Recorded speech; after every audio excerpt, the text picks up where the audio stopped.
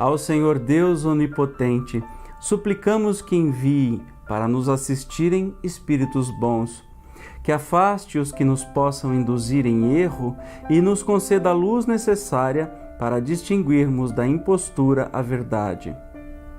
Afasta igualmente, Senhor, os espíritos malfazejos, encarnados e desencarnados, que tentem lançar entre nós a discórdia e desviar-nos da caridade e do amor ao próximo. Se procurarem alguns deles introduzir-se aqui, faze não achem acesso ao coração de nenhum de nós. Bons espíritos, que vos dignais de vir instruir-nos, tornai-nos dóceis aos vossos conselhos, preservai-nos de toda ideia de egoísmo, orgulho, inveja e ciúme. Inspirai-nos indulgência e benevolência para com os nossos semelhantes, presentes e ausentes, amigos ou inimigos.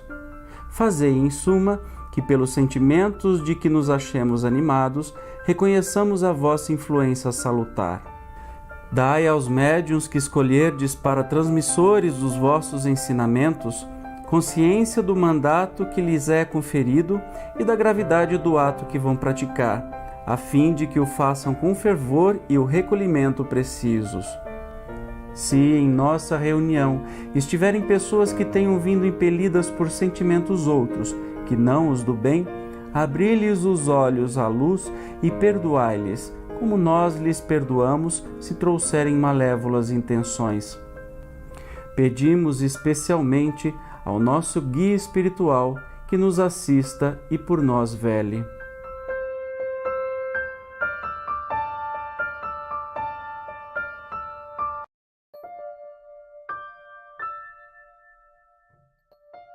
Que a gente já andou aí se equivocando, achando que a justiça divina tinha que ser feita por nossas mãos, que nós é que temos que cobrar. E todo o drama humano, toda a dificuldade humana, ela está nas nossas incompetências nas relações familiares. Tudo. A guerra é o resultado de um conjunto de famílias desfeitas que geram uma nação incompetente e que vê na outra o inimigo a ser atacado. É assim que funciona. Você admira uma sociedade como a americana, eles são muito admiráveis. Eles construíram algo fantástico. Qualquer oportunidade que a gente tem de ir lá percebe isso. Mas eles estão longe de ter famílias como nós temos. A unidade que nós temos, o carinho que nós temos e o afeto que nós temos. A maior contribuição que nós vamos dar ao mundo é a contribuição do respeito. Isso não significa dizer que nós não somos um país cheio de dificuldades e de deficiências, mas nós temos muito para ensinar. E esse aprendizado se dá sobretudo quando nós entendemos a família como um laboratório e como um lugar de esperança. A gente viu aqui nessa pequena esquete o ciclo, né? Em que aquele que foi abortado volta como neto para ser compensado e amado, porque aí avô mima demais, né? Aí já ama para compensar, estraga. E o papel que cada um ocupa na economia familiar. Eu fiquei imaginando, como é que eu posso falar dessa temática hoje? Eu imaginei assim, o papel que cada um de nós ocupa. Nós, ora somos pais, ora somos filhos, ora somos marido, né? Aí você também é esposa. E então você tem um conjunto de papéis e a gente fica sempre se perguntando por que das dificuldades. Tem um discurso muito famoso do presidente John Kennedy, em que ele tem uma parte desse discurso, ela até hoje é traduzida e é muito famosa porque era um momento complicado em que as pessoas estavam cobrando dos Estados Unidos enquanto nação, como a gente cobra hoje do Brasil enquanto nação, né? A gente cobra segurança pública, a gente cobra melhor educação, a gente cobra uma estrutura de sociedade melhor, a gente cobra mais saúde. E aí naquele momento em que eles estavam passando por aquela cobrança que hoje a gente faz no Brasil, o presidente Kennedy, num discurso célebre, disse assim: não se pergunte o que você pode fazer pelo seu país, o que o seu país pode fazer por você, mas pergunta o que é que você pode fazer pelo seu país. Se a gente fosse pegar essa mesma ideia e trazer para a família, a gente veria a mesma problemática. A queixa que as pessoas têm de não se sentirem amadas, de não se sentirem queridas, de dizer que a mãe não dá atenção, que o pai não dá atenção, que o marido não é bom, que o filho não presta. E sempre a gente percebe nas pessoas, no ambiente familiar, a ideia de que eu queria que fizessem por mim, eu queria que me dessem atenção, eu queria que gostassem de mim, eu queria que me amassem. E aí essa pergunta é sempre uma pergunta infantil, porque a gente está sempre atribuindo ao outro da família a culpa por nossa infelicidade. A gente está sempre querendo que os outros façam alguma coisa para só depois a gente fazer. E a gente poderia então mudar essa perspectiva fazendo uma pergunta relacionada ao discurso de Kennedy com a família. Não pergunte o que é que a família tem que fazer por você. Pergunte o que você pode e o que você tem feito por sua família. Porque é sempre muito fácil encontrar acusadores, né? Culpados. É sempre cômodo, inclusive. Quantas pessoas não acontecem, não melhoram de vida, porque sempre tem alguém para culpar. Um pai que não amou, um pai alcoólatra, uma mãe que não educou como deveria. Sempre culpando os outros por ineficiências que já são nossas. E é interessante que quanto mais você não gosta de alguém da sua família, mais você fica completamente igual a essa pessoa. É impressionante. Quer ver uma coisa que irrita muito meus pacientes?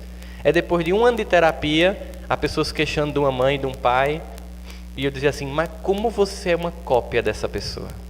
Eu vejo a hora o paciente nunca mais voltar. Porque é pior do que chamar o pior palavrão. Dizer que aquela pessoa que, na perspectiva dela, é a causadora de sua infelicidade, você se tornou igual a ela. E por que isso acontece? Para que a gente possa resolver. O que é reencarnar? O que é voltar ao cenário da Terra? São oportunidades repetidas que Deus nos dá para que a gente possa resolver aquilo que não foi resolvido. Então aquela ideia de, esse negócio aqui na minha família eu vou deixar para a próxima, a gente já deixou nas próximas. A gente já nasceu porque já deixou nas outras. E não vamos esquecer que tem coisas que a gente ainda tem que resolver nas outras, porque a misericórdia divina é assim. Às vezes a gente vem numa encarnação, faz tanta coisa errada que bota 10, 20, 30 para ir pagando. Ou vocês acham que uma pessoa, por exemplo, que torturou, que matou, que violentou, que estuprou, na outra encarnação ela paga tudo de uma vez? Ela não suportaria. Aliás, Elias, no Velho Testamento, o profeta Elias já dizia, não fosse as misericórdias de Deus que se renovam todos os dias, e se fosse se cobrar sobre nós exatamente o que devemos, seríamos destruídos e consumidos pelo fogo. Mas Deus é misericordioso. A gente erra muito e aí Ele parcela. Veja o encantamento que as pessoas têm quando elas vão e compram uma TV bem grande em 24 prestações. Você não pode comprar à vista e não tem paciência de esperar, porque quando você for comprar daqui a 2 anos, quando você juntou, aquele modelo nem existe mais. Aí você vai numa loja, eles vão ter um lucro em cima disso, mas eles deixam você pegar a TV para casa. Se a gente se alega com uma coisinha besta dessa, imagina o que é a misericórdia de Deus nos permitindo voltar ao cenário terrestre para reconfigurar as relações, para construir novos papéis. Na leitura que Roberta fez, ela fez uma leitura em que uma das mensagens iniciais era a ideia de pessoas que têm um papel de santos nos ambientes que frequentam e em casa são déspotas. Isso também acontece, né? Você chega lá fora, todo mundo é muito amável, é muito fácil nos chamarmos aqui de irmãos, né? À noite na quinta-feira, é uma convivência de 1h30, dá para chamar de irmão. Morou junto, o negócio já complica, né? As doçuras vão se perdendo. E quando a gente percebe as famílias que entram em dificuldade, os casamentos que entram em dificuldade, que geralmente terminam gerando uma dificuldade na família toda, a gente vai percebendo que é a incapacidade de cultivar pequenos gestos de doçura. Você veja, por exemplo, a incapacidade que nós, homens, esqueçam que quem está falando é temos de entender a alma feminina. Às vezes, assim, você pensa que ela quer que você volte de uma viagem com um colar da Vivari, né? Que uma vez eu parei no Shopping Recife para ver a prestação de um colar e era bem baratinho. Era 12 prestação de 78 mil reais. Eu disse, minha esposa vai desencarnar e nunca vai levar um bicho desse para casa.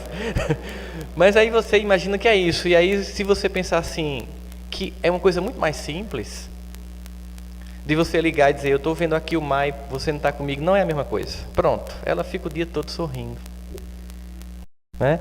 Porque o que significa isso? Que você pensa na pessoa mesmo na ausência, que ela faz falta mesmo na ausência.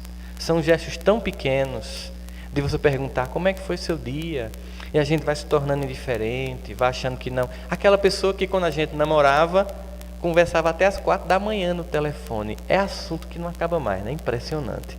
E depois você não consegue trocar 2 palavras enquanto janta. O que se perdeu?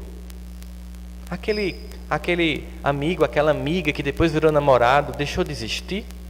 O que se perdeu nesse processo? Quais foram os ressentimentos? Tem pessoas que têm um amor imenso, mas foi deixando escombros na relação e caindo por cima desse amor. E aí não sai do casamento. Chega para mim e diz: por que eu não consigo sair? Porque tem amor ainda. Não, acho que é dependência financeira. Não, é não. Porque quando a gente está sofrendo, a gente prefere morar debaixo da única ponte que tem em Campinas, só tem uma, né? do que ficar com uma pessoa que a gente está infeliz. É porque tem sentimento lá dentro, que a gente foi deixando os escombros virem, cobrindo, né, aquelas relações. Maridos e mulheres que podem ter uma vida perfeitamente tranquila, mas que vão minando a vida um do outro. E que poderiam parar naquela infantilidade de esperar que ela agrade você, que você agrade ela, e você toma a iniciativa. Porque Jesus, ele diz coisas muito inteligentes. Quando ele diz assim: eu não vim para ser servido, eu vim para servir. Ele diz bem assim, ó: a posição daquele que me segue não é uma posição de espectador de expectativas. A posição daquele que me segue é a posição de alguém que age independente do outro reconhecer ou retribuir. Porque finalmente tem isso, quando a gente resolve agir, depois de um casamento ou de uma vida de 3, 4 anos de dificuldade, toma um passozinho e quer que o outro perdoe. Cria expectativas fantásticas. Ou então só resolve agir se o outro agir. E fica lá, 2 meninos birrentos, um de um lado, outro do outro, esperando que o outro haja. Desencarna sem ter se amado, sem poder ter usufruído de uma relação leve. Ah, mas aí tem a questão do desejo. O desejo acabou. Tem que acabar, criatura. Tem prazo de validade tudo, inclusive o corpo. E as outras coisas? Por que acabou? Acabou mesmo o desejo? Ou você desinvestiu na pessoa? Deixou de observar, de cuidar e ficou observando os outros. Por que num dos 10 mandamentos está lá: não desejais a mulher do próximo? Era uma coisa bem simples. Toda vez que eu estou numa relação e começo a focar uma outra pessoa, naturalmente eu vou desinvestindo o meu desejo dessa pessoa para aquela outra. Mesmo que aquela não me queira. Por isso que Jesus já vai dizer assim: até em pensamento você está pecando, não é no sentido que ele vai lhe condenar, por isso você está sendo idiota, porque você está tendo uma coisa que você construiu, um lar que você lançou bases, lançou âncora para suportar as marés da vida, aí você começa a olhar para o barquinho que está passando. Não perca tempo nem em olhar, porque quando você olha, você já desviou o foco da sua vida afetiva. Naturalmente você começa a desejar aquela pessoa e deixa de desejar aquela que está com você. Isso acontece com qualquer pessoa. Por isso que no Pai Nosso, Jesus pede para que a gente peça a Deus: não me deixeis cair em tentação. Me ajuda. Às vezes, não, eu vou lá, eu consigo. Vá não, criatura. Não consegue não. Se conseguisse, né? A gente não consegue ainda. A gente tem que procurar manter a mente saudável.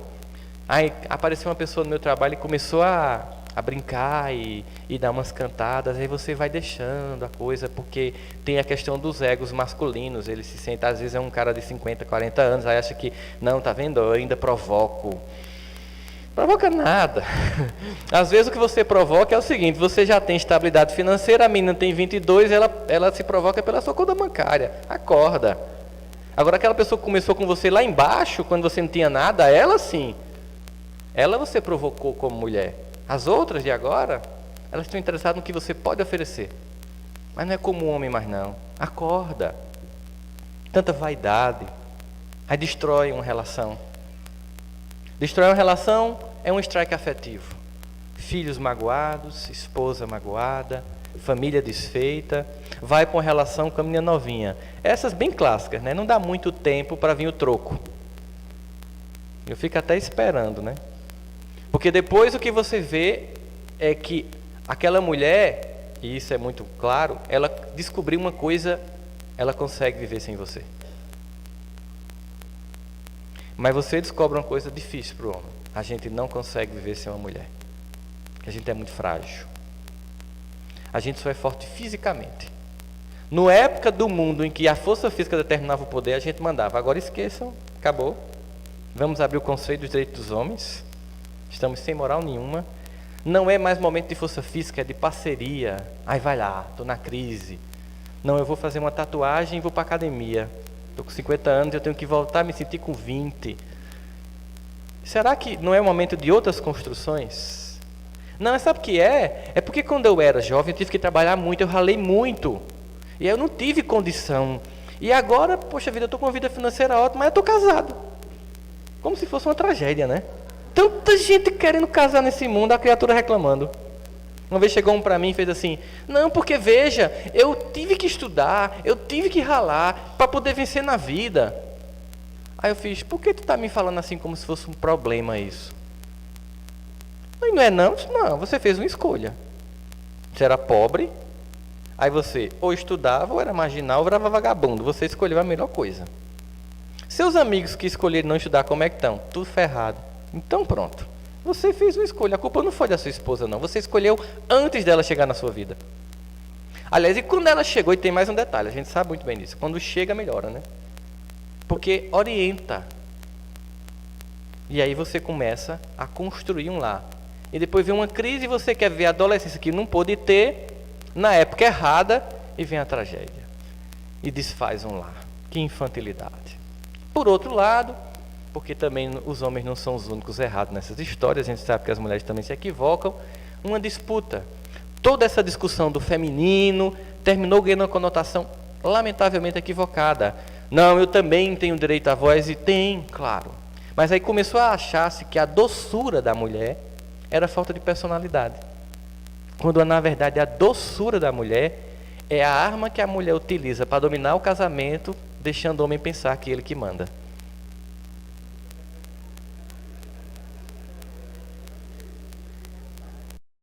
Desse jeito. Vai ser assim: claro, meu amor. Vai do jeito que você quiser. Aí de noite: meu amor, o que você acha que... Você não acha que seria melhor? É, né, meu amor? Melhor assim, né? Pronto. Do jeito que você quiser, o cara faz. Ainda mais se você pedir naquele momento. Mas que infantilidade. Aí vai para a briga. Por que não funciona? Porque o homem tem um ego de competição. Se você chega e desafia, mesmo que você esteja certo, o ego masculino ele vai para o embate. E aí, não, eu tenho personalidade. Não é isso, personalidade. Isso é falta de inteligência, de gerenciamento de afetos.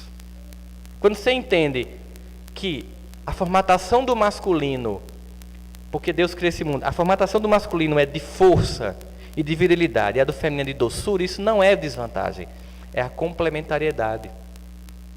E muitas mulheres perderam a doçura. E aí a gente vê um monte de gente solitária. Eu tenho uma amiga que estava fazendo mestrado na USP, e aí ela se destacou profundamente e saiu uma bolsa para a Universidade de Harvard, a melhor universidade do mundo. Ela ligou para o noivo aqui e disse: meu amor, aí saiu uma bolsa aqui para a Universidade de Harvard.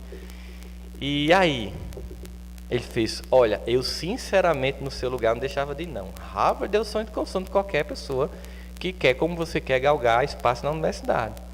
Agora, como homem e seu noivo, eu não vou lhe esperar. Eu não vou ficar 4 anos esperando você voltar, não. Mas também não vou ficar com raiva de você, não. Vou lhe entender. E você vai ter que me entender também. Aí ela desligou o telefone, desesperada, foi para a professora que tinha conseguido contato com o professor da bolsa, não sei o que, parará, e contou a história. Olha, eu sou da Paraíba, meu noivo, inclusive ele me ajuda aqui nas despesas, e eu liguei para ele, ele disse que não ia me esperar. Ela fez: minha filha, você sabe minha titulação? Sei, a senhora é sênior depois do PhD. Eu tenho publicações em várias revistas, minha filha. Olha quantos certificados, ó, foto com reitores das melhores universidades do mundo. Eu trocava tudo isso por um marido. Porque quando eu chego na minha casa, não tem um diploma desse que me escute, que me faça companhia, que pergunte como foi meu dia, nem que encha meu saco, não tem. É a solidão, é ovacionada lá fora e solitária como ser humano. Portanto, minha filha, volte para Paraíba e case. Porque a gente não dá pausa na vida afetiva, mas dá pausa na vida profissional. Depois você faz o doutorado, onde quer que você faça. E ela voltou, ela não se arrependeu. Ela tem um filho de 6 anos. Ou seja, às vezes, A gente tem que ter a maturidade de entender que tudo bem que a gente quer conquistar espaços profissionais, mas depois, se você não tiver com quem dividir isso, não tem graça nenhuma. Não tem. Eu vivia querendo viajar para dar palestra, né? Eu desde a adolescência vejo essa cor na minha cabeça. Eu também faço profissionalmente em várias empresas. E agora eu não estou mais parando. E como é que tem sido meus domingos? Em aeroportos. Tem dia que dá uma deprê. Eu amanhã vou viajar para uma cidade no sul do Pará em que eu vou levar 23 horas para chegar de avião. Você vai e volta para Paris em 23 horas. Vou fazer uma palestra no sábado à tarde, mas só tem voo de volta no domingo. Eu chego em João Pessoa na segunda de 2 da manhã.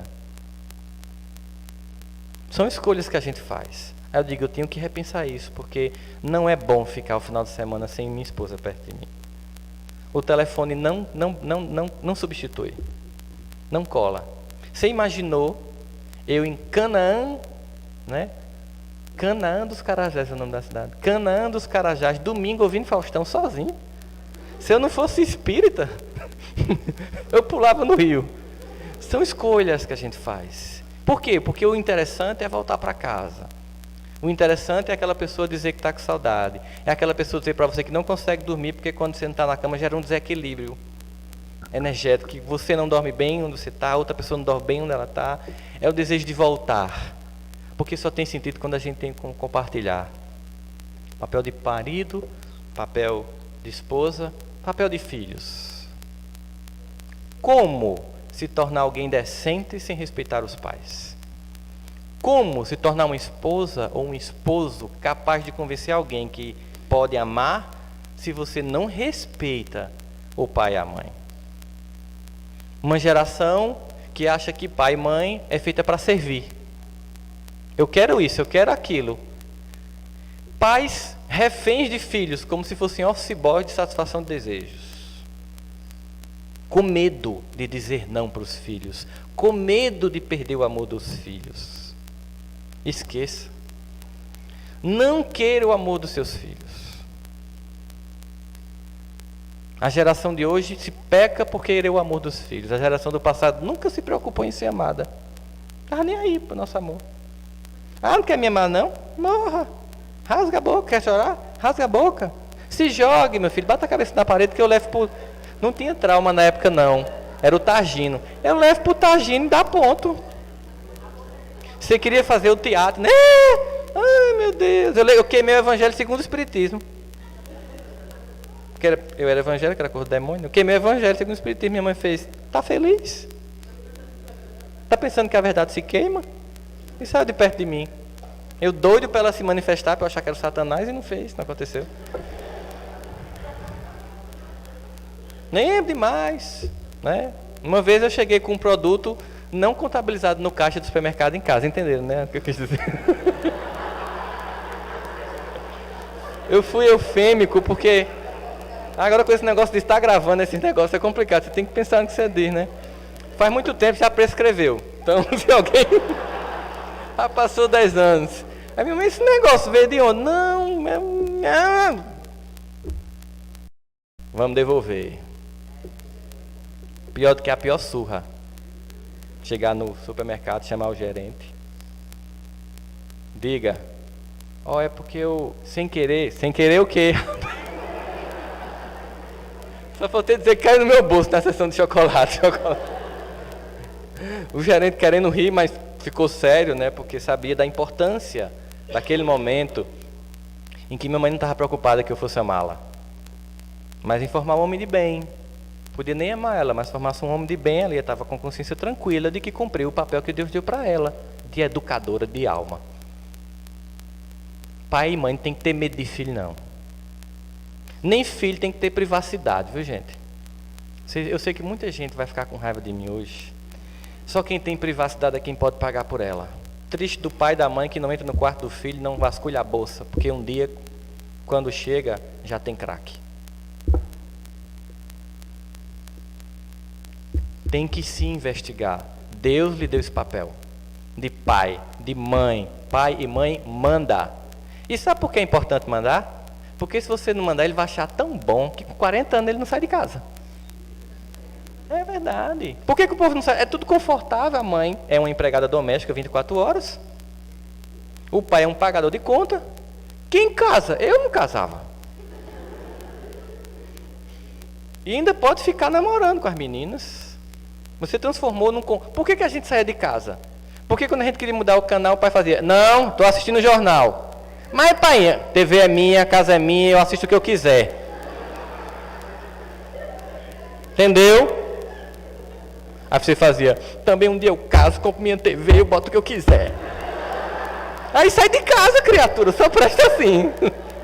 É? Você facilitou, acaba não sai de casa não, meu irmão. Daqui a pouco você está pagando a conta dele, do filho dele, com 3 ou 4 mulheres diferentes. Deus me livre, acontece. Isso não é uma exceção, está virando regra. Avós que no momento de descansar vão cuidar de criança, que tem que ter novo para ter paciência de cuidar. Tem que ter energia para estar atrás. E aí quando você quer educar, aquele que não paga as contas: não, é meu filho, eu que educo. Como assim? Minha casa, minhas leis. É assim que uma família funciona. A terra é a casa de Deus. Qual é a lei que impera aqui? A nossa? É a dele. Quando a gente resolve fazer, dá errado. Assim também numa casa. Eles vão dizer que odeia você, que você é um pagador de mico, que você é um pé no saco, que não suporta a sua presença, que não vê a hora de sair da sua casa. E um dia vão dizer: muito obrigado por ter feito isso comigo. Então não queiram reconhecimento agora. Não é a hora do reconhecimento.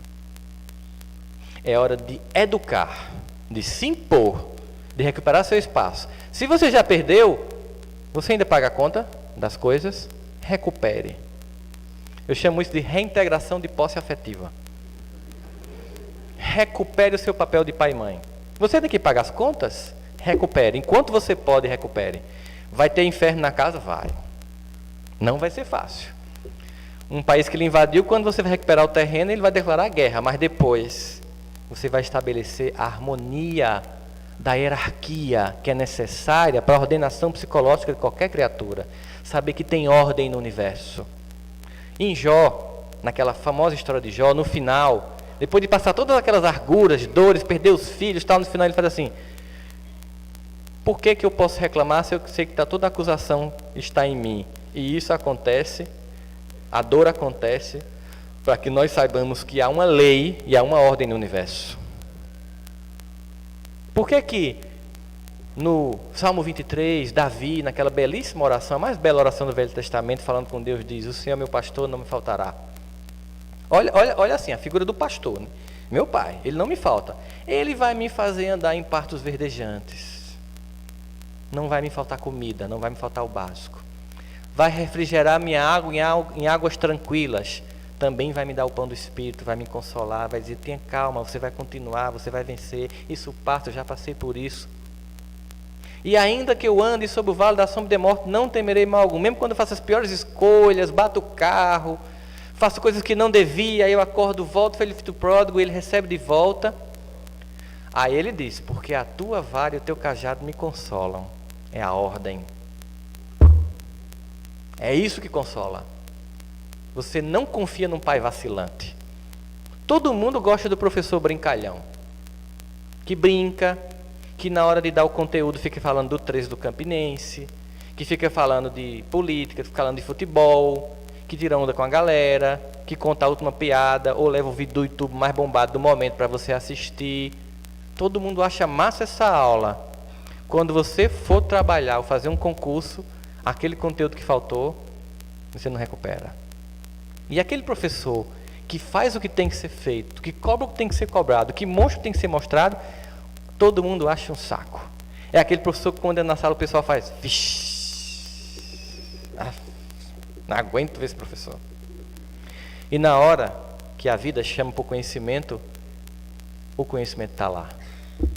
E aí muitas vezes assim, na vida enquanto professor, esse professor, graças ao Senhor, passei no concurso.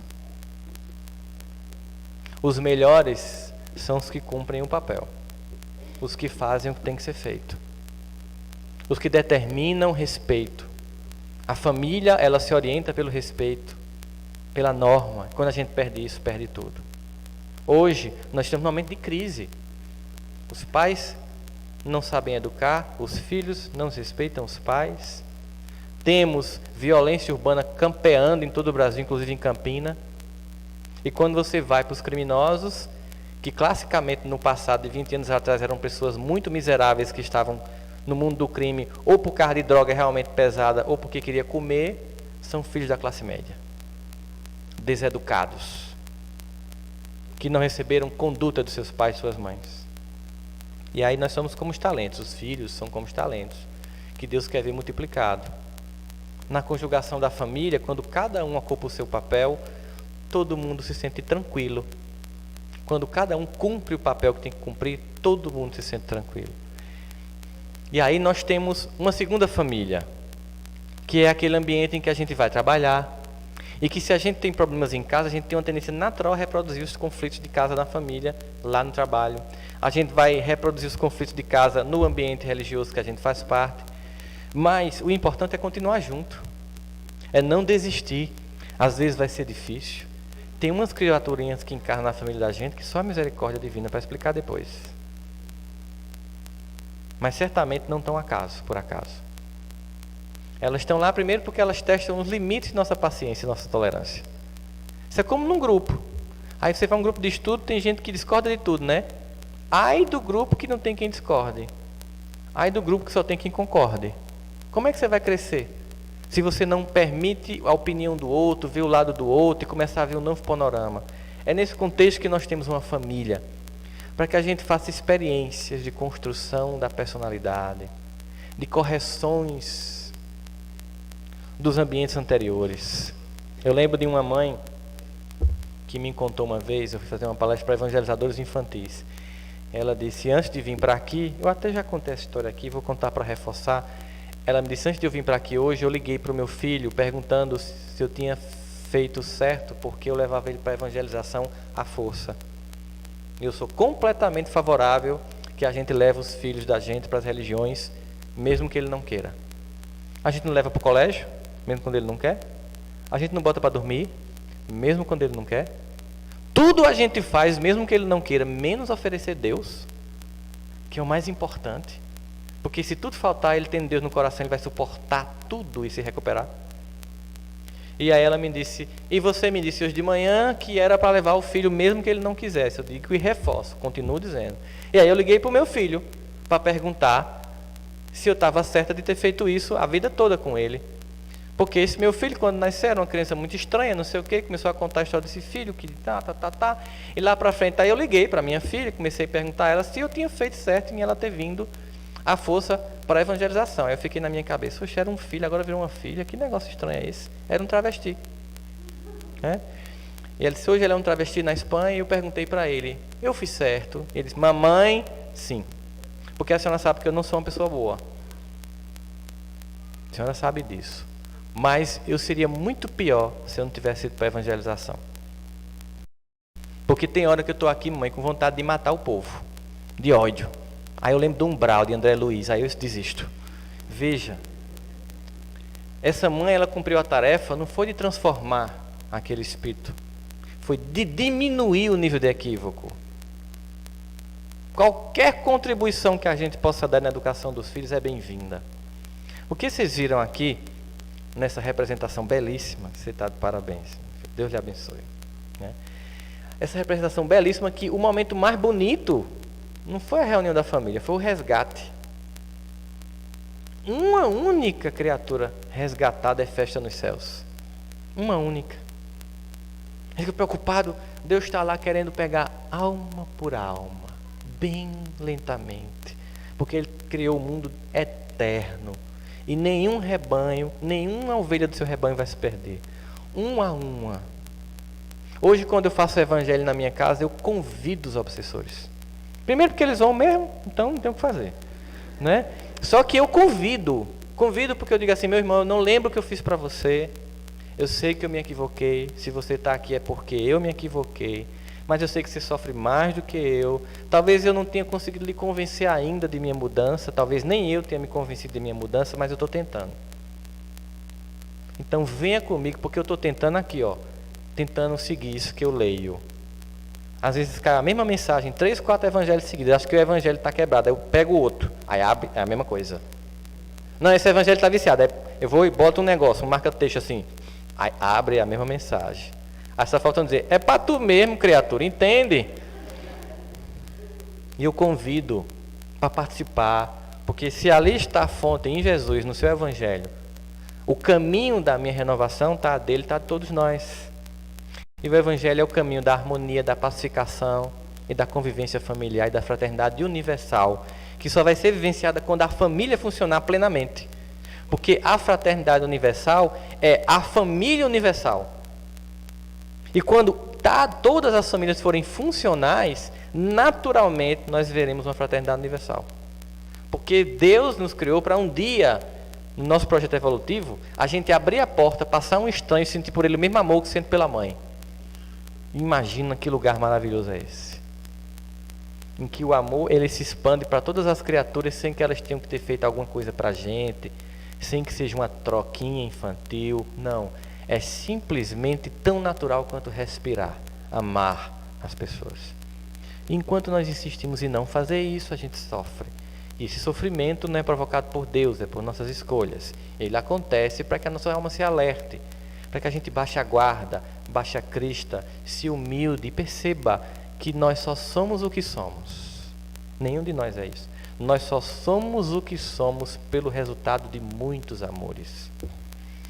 Amor de mãe, amor de pai, amor de avó. Amor com limites. Não são de seres perfeitos e angélicos. Amor das pessoas que nos amaram como elas podiam. As dificuldades que nós passamos na infância eram necessárias para lapidar o nosso espírito. Todas. Amor das pessoas, amor de professores, muitos dos quais nos ensinaram sem nenhuma condição salarial ou de estrutura, mas estavam lá para educar. Aquela pessoa que trabalhou na sua casa e fez sua comida e lavou sua roupa, ela foi essencial para você ter mais tempo de estudar. Nós somos o resultado dos outros, não tem para que essa arrogância, não há como. Veja como a solidão é destrutiva. Veja como quem vive só vive no inferno. Porque embora João Possart tenha dito que o inferno são os outros, o inferno é a solidão. E Deus nos fez para vivermos em fraternidade. Nós somos gregários, temos necessidade dos outros para a natureza. Nossas famílias não são perfeitas, porque não existem famílias perfeitas. Mas essas pessoas estão juntas com um grande propósito. Deus permitiu assim, para que se ali construísse pontes onde havia abismos, perdão onde havia ressentimento, e mais amor aonde já há amor. Que Deus ilumine a família de cada um de vocês aqui, de todos nós, nossos pais, as pessoas que nós amamos, as pessoas que nós temos dificuldade de conviver. Que Deus trabalhe o nosso coração e o coração dessas pessoas. E muitas dessas pessoas que não têm diálogo, em que você não pode conversar, converse com o espírito dela. Comece hoje. Faço uma proposta a vocês. Uma proposta. Comecem hoje uma campanha de diálogo alma para alma. Chegue no seu quarto.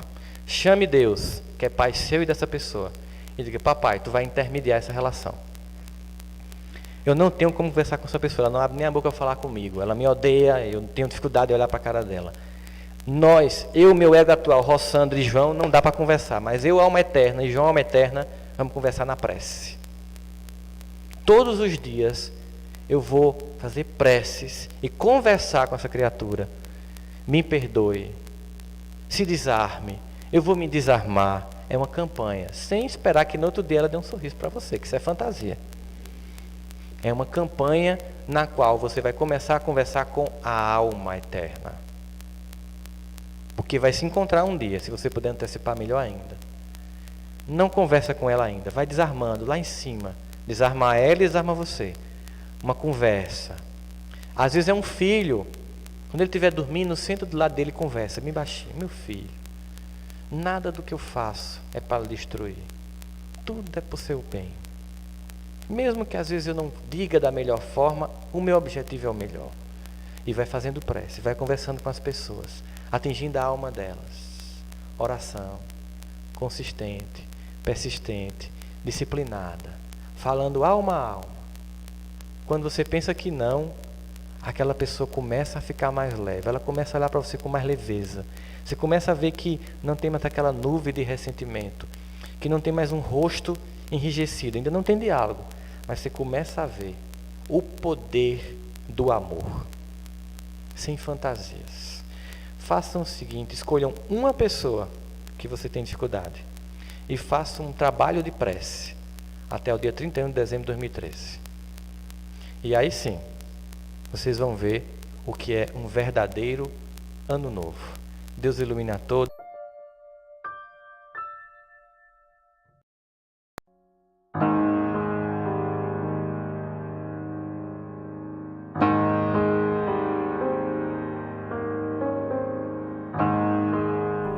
Agradecemos aos bons espíritos que se dignaram de comunicar-se conosco e lhes rogamos que nos ajudem a pôr em prática as instruções que nos deram e façam que, ao sair daqui, cada um de nós se sinta fortalecido para a prática do bem e do amor ao próximo.